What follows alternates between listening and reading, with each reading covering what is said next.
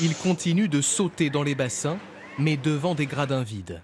Pour la première fois depuis la fermeture de Marineland le 5 janvier dernier, nous avons été exceptionnellement autorisés à y pénétrer.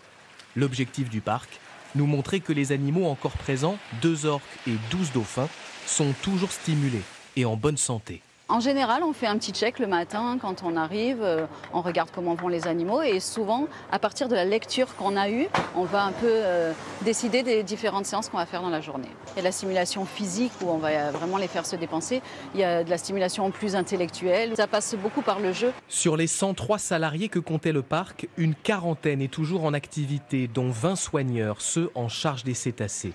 En dehors des bassins, nous traversons un parc fantôme. Ça crève le cœur. Ouais, je ne vais pas trop m'étendre parce que ça va devenir très émotif, mais moi je suis venu ici la première fois, j'avais 6 ans. Et je suis tombé amoureux des dauphins et des orques en les voyant ici. Et je me suis consacré à la biologie marine parce que je suis tombé amoureux de ces animaux en venant ici. Et je ne pense pas être le seul en 55 ans.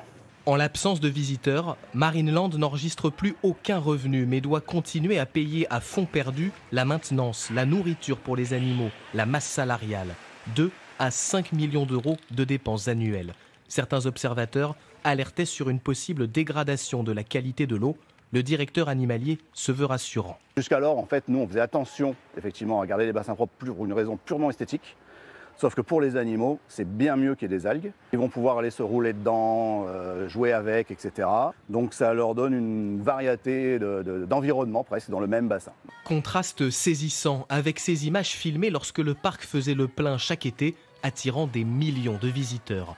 Aujourd'hui, la priorité des dirigeants est de trouver un point de chute pour les orques et les dauphins. Le parc a déjà proposé des solutions, Japon, Espagne, qui ont toutes été refusées. Nous venons de déposer une nouvelle demande pour 10 dauphins à Malaga. Pour l'heure, silence du gouvernement et inquiétude des défenseurs des animaux. Cette représentante de l'association One Voice a d'autres images à nous montrer. Les images où il n'y avait personne autour des bassins en pleine journée montrent bien qu'il existe aussi de longues périodes où ils flottent un peu désespérément, où parfois on les isole dans les petits bassins, où ils se tapent le nez contre la porte, ne comprenant pas pourquoi ils n'ont pas accès aux grands bassins. Le parc nous a assuré qu'il conserverait ses effectifs actuels tant que les derniers cétacés n'auront pas quitté Marineland.